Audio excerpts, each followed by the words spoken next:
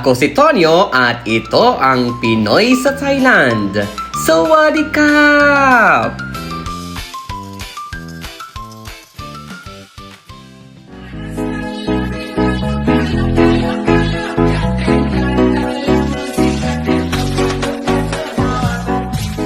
Ako si Tonyo at ito ang Pinoy sa Thailand. So today's video, sasama ko kayo kung ano at ipapakita ko sa inyo kung anong ginagawa ko kapag weekend dito sa Thailand. Ang weekend ko ay parang normal na Monday to Friday na trabaho din. Ako ay isang guro at 12 years na akong OFW dito sa Thailand. Maaga akong magigising actually. Hindi ako sanay na gumising ng late. Araw-araw, maaga talaga akong gumigising.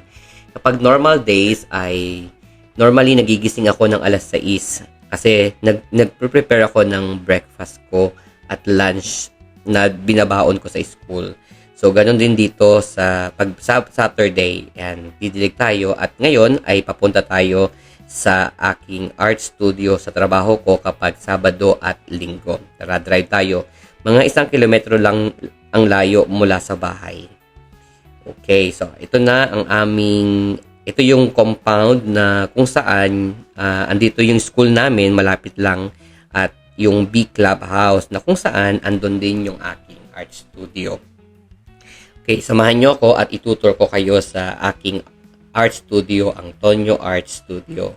So tara, pasok tayo sa B Clubhouse. Yan. So, ito yung entrance. So, papasok tayo at yung same floor ng swimming pool ay doon din ang aking art studio. Ayan, makikita ninyo. At sa simula, sa umaga, ang ginagawa natin kapag Sabado ng umaga ay maglilinis tayo. Ayan. Normally, open na yan. Hindi ko na nilalak. Minsan lang kapag naisipan kong ilak.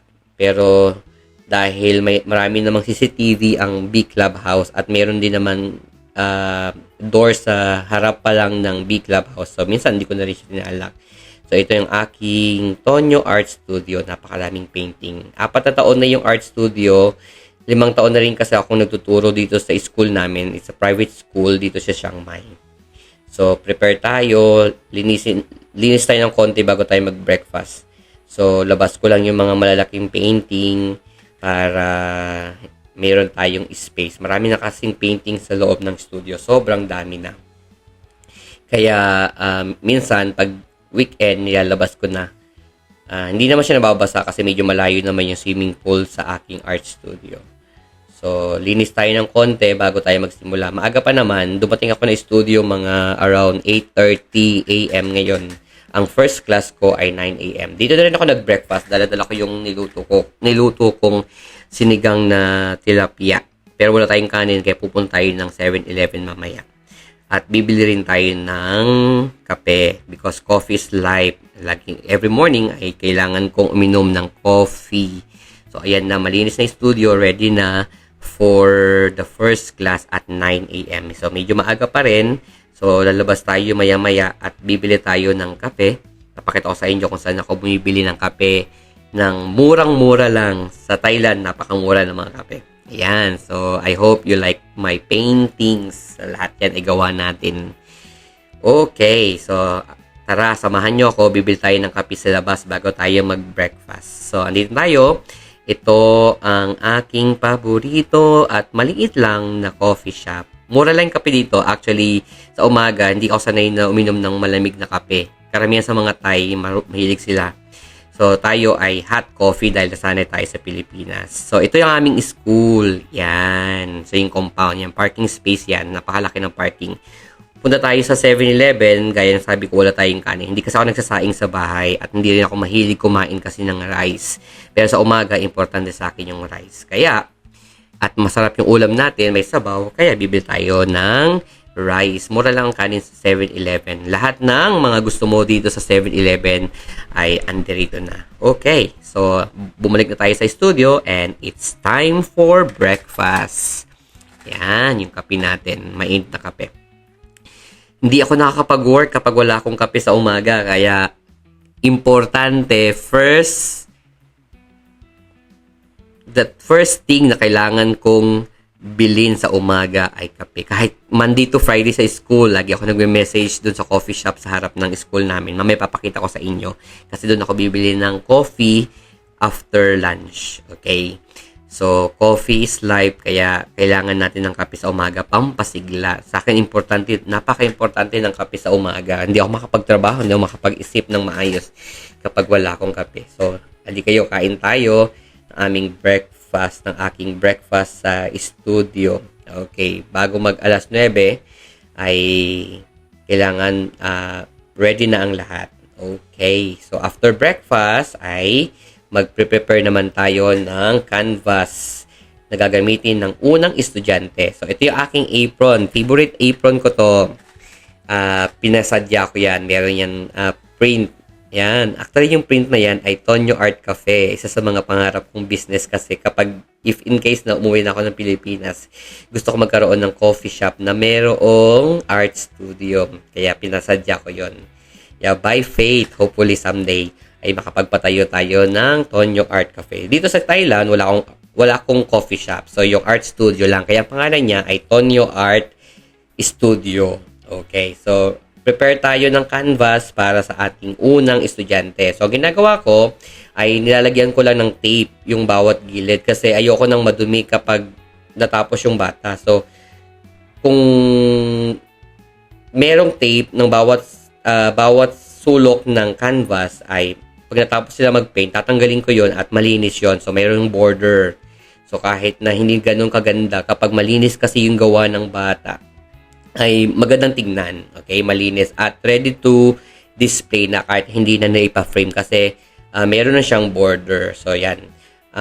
Ang una nating estudyante will start at 9 a.m. Medyo busy tayo ngayon. Fully booked tayo until afternoon. I think we have 6 or 7 classes today. Okay.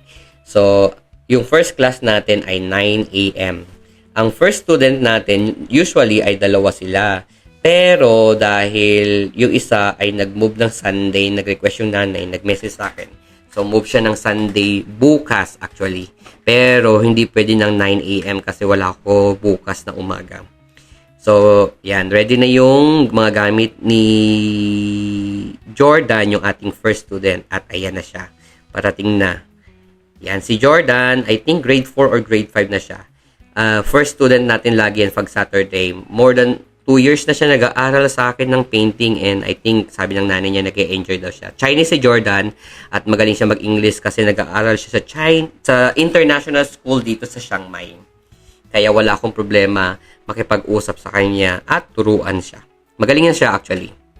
I think grade 5 and grade 4 or grade 5 na siya. Nagsimula siya sa akin, grade 2 lang siya.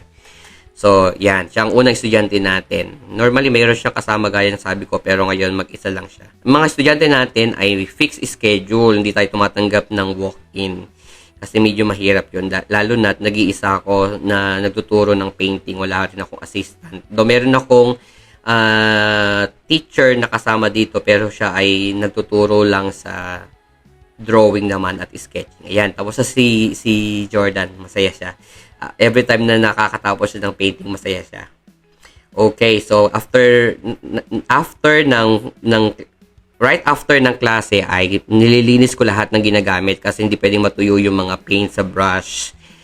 Kaya kailangan linisin agad. Yan. Ito yung kitchen ko, small kitchen lang. At dahil maaga pa naman, so meron tayong time mag-coffee ulit at mag-rest ng konti para bago nating i-welcome yung susunod nating estudyante at 10 a.m. At ayan na sila. Si Kevin at si Kimi. Magkapatid sila. Si Kimi ay sa drawing class. Ayan, si Jao ko andyan din. Si Jao ko naman ay 10 a.m. mag-English siya. At 11 a.m. siya mag-aaral sa akin ng painting. Ito si Kevin. 5 years old. Chinese din siya. Magaling siya mag-English. Medyo madada yung batang ito. Pero nakikinig siya sa akin. Yan. Usually, 2 sila, pero yung isa, nag-message din yung nanay na hindi rin siya available ngayon. Kaya, mag-isa lang niya. Hinahanap niya nga, sabi ko wala. Kasama niya. Actually, kaibigan din niya at same school sila. Ayan, tapos na si Kimi. Yan, ang gawa niya. Ni-request niya, gusto niyang lagyan ng Batman logo, yung turtle. Ayan, masaya siya. Okay, at 11 a.m., ayan pala si Jauka, nag-aaral siya ng English. Si teacher kong ay nagtuturo naman ng sketching at drawing. Ayan, si Alice, saka si Kevin. Yan, si Teacher Diana ay isang Filipina at tuturo siya ng English. Yan, yung drawing classes natin. Available dito sa ating art studio din. Yan, marami tayong mga classes offered dito sa art studio. At 11 a.m., ito naman na si Jauka. Pagkatapos ng English class niya ay diretso sa akin mag-painting. Medyo advanced na si Jauka kasi ano na siya, grade 11 at magre-grade 12 na siya. She's Thai and marunong siya mag-English. Okay, tapos ng ating morning art session at time naman tayo mag-lunch. So, yung natira kong pagkain kanina, bumili lang ulit ako ng kanin sa 7-Eleven. May natira pa akong konting kanin actually. So, ito na yung lunch natin. So, after natin mag-lunch, lalabas tayo saglit at bibili tayo ng kape kasi importante ang kape sa akin after lunch. At ito na nga, ang coffee shop na sa tapat lang ng eskwelahan namin. And yan, ito yung school namin, ang Vachiralai School. Napakagandang school. It's a private school in Sarapi District here in Chiang Mai, Thailand. I've been here working for 5 years na din as a teacher. I'm teaching grade 1 students.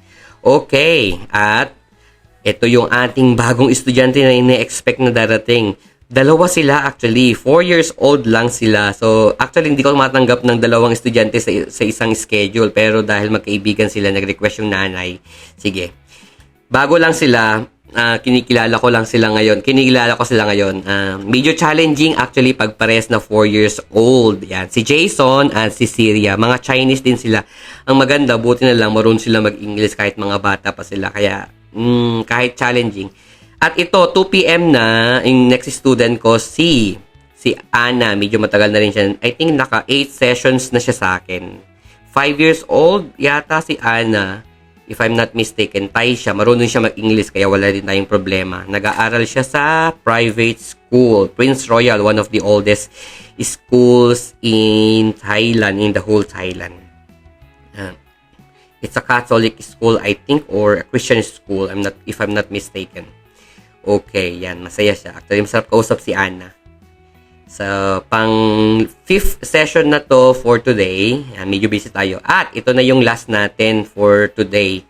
Kasi yung pang last natin na 4 p.m. kinancel ko na. Kasi medyo pagod na ako. Napagod ako dun sa dalawang bata na 4 years old na dalawa kanina. Yeah, kaya yung pang 4 p.m. ay kinancel ko na. Ito si Nico, Chinese din siya, pero marunong siya mag-English. At kasama niya si Sam sa 3 p.m. session. Si Sam medyo magaling yan. 2 times siya nag-aaral sa akin every week. Saturday and Sunday. Pero ginaguide ko pa. Minsan kasi naglalaro yan eh. Magkaiba ang discipline, ang behavior ng lalaki at babaeng estudyante actually. Ganon din sa school. No? Ito na yung gawa nila. Pakita ko sa inyo yung mga gawa. Ang gaganda niya. So cute na. At tapos na ang ating araw sa ating studio ngayong araw ng Sabado. Medyo pagod tayo. As in, sobrang physically tired ako. Kasi inubos ng dalawang bata dun sa yung alauna natin kanina. Pag dalawa talagang 4 years old, medyo mahirap yun talaga. Challenging. Tapos, bago pa sila. So, kailangan ko talagang i-guide kung paano nila gagawin.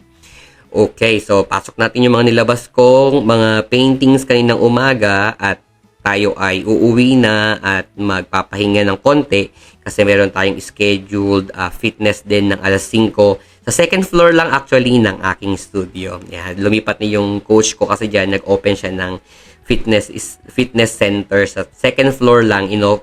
Inayos ko yun. Ako yung nakapag-usap sa owner ng building. Kaya, yun.